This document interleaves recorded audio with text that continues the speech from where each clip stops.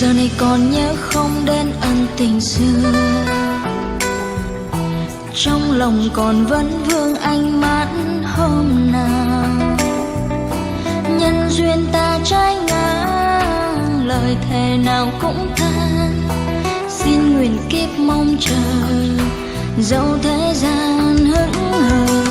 Một lần khờ dài để ta phải ôm sầu vương, ôm một đời nhớ thương bóng dáng xa vời. Giấc mơ ta có nhau, giờ còn lại nỗi đau. Dù mơ ước xa xôi, vẫn muốn bên người thôi. Giờ chỉ còn mỗi tôi nhớ thương ngàn đời vẫn vương. Tình yêu trong tôi nay đắng cay, mình tôi ôm lấy. Người đã hứa chỉ có tôi, cùng tôi đi hết con đường.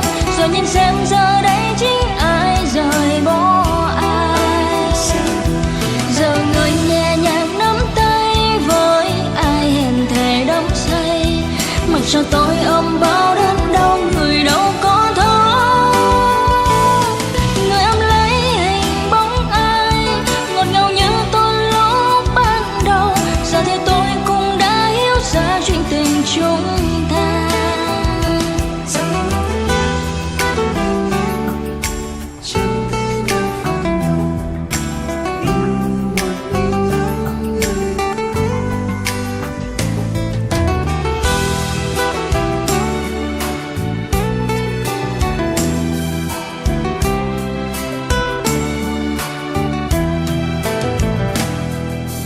Một lần khờ dài để ta phải ôm sầu vương, ôm một đời nhớ thương bóng dáng xa vời. Giấc mơ ta có nhau, giờ còn lại nỗi đau. Dù mơ ước xa xôi, vẫn muốn bên người thôi. Giờ chỉ còn mỗi tôi nhớ thương ngàn đời vẫn vương. Tình yêu trong tôi nay đắng cay, mình tôi ôm lấy. Người đã hứa chỉ có tôi, cùng tôi đi hết con đường. Giờ nhìn xem giờ đây chính ai rời bỏ ai.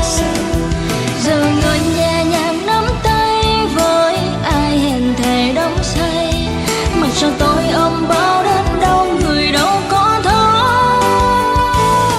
Người ôm lấy hình bóng ai, ngọt ngào như tôi lúc ban đầu. Giờ thì tôi cũng đã hiểu ra chuyện tình chúng ta. Giờ chỉ còn mỗi tôi nhớ thương ngàn đời vẫn vương. Tình yêu trong tôi nay đắng cay, mình tôi ôm lấy. Người đã hứa chỉ có tôi, cùng tôi đi hết con đường. Nhìn xem ai rời bỏ ai. Giờ người nhẹ nhàng nắm tay với ai hẹn thề đắm say. Mặc cho tôi ôm bao đớn đau, người đâu có thấu.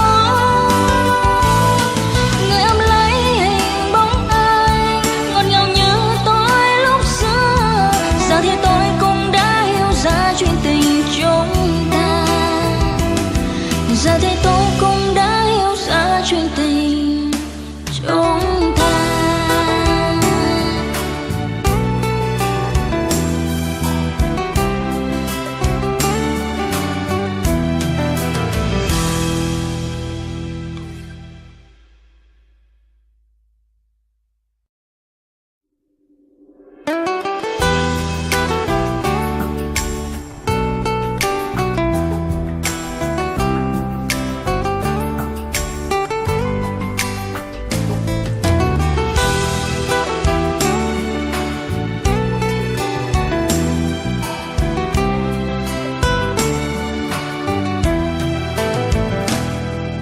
Người giờ này còn nhớ không đến ân tình xưa, trong lòng còn vẫn vương ánh mắt hôm nào. Nhân duyên ta trái ngang, lời thề nào cũng than. mong chờ, dẫu thế gian hững hờ, một lần khờ dài để ta phải ôm sầu vương.